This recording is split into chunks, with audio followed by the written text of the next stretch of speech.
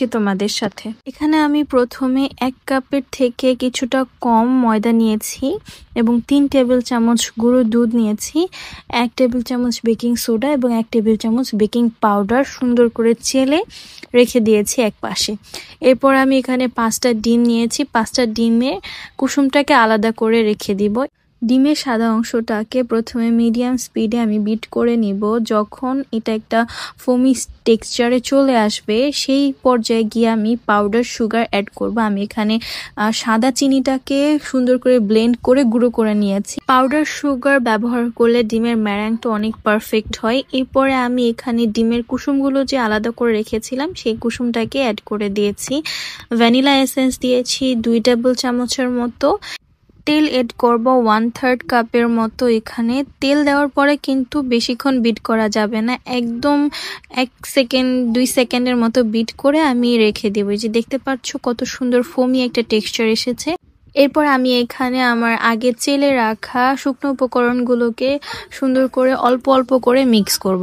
অবশ্যই এটা খেয়াল রাখতে হবে এটা যেন একদম আস্তে আস্তে মিক্স করা হয়।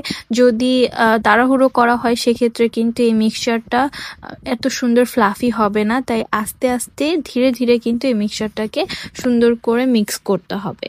চুলোয় আমি ভারী একটা প্যান বসিয়ে তার নিচে খুব সুন্দর একটা স্ট্যান্ড দিয়ে আমি 10 মিনিটের মতো ফ্রি হিট করে নিয়েছি। এরপর যে বাটিটাতে কেক মেক করব সেই বাটিটাতে সুন্দর করে তেল ব্রাশ করে নিয়েছি। এরপর যে মিক্সচারটা তৈরি করেছি সেই মিক্সচারটা খুব সুন্দরভাবে ঢেলে দিব এটার মধ্যে। এরপর বাটিটাকে আমি চুলোয় দিয়ে দিব একদম 30 মিনিটের জন্য।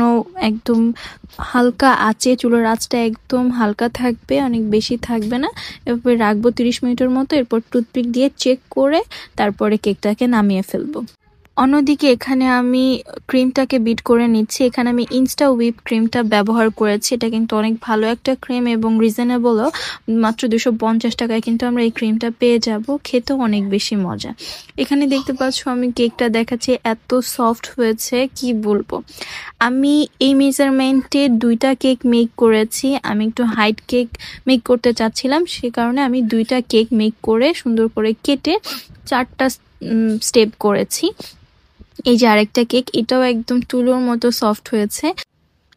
যদিও আমি একজন প্রফেশনাল বেকার নই বা আমি কারো কাছ থেকে শিখিও নি, আমি জাস্ট ইউটিউব দেখেই কেকগুলো মেক করেছি, তাই আমার ভুল ত্রুটি হতে পারে, সেটা আপনারা অবশ্যই ক্ষমা সুন্দর দৃষ্টিতে দেখবেন।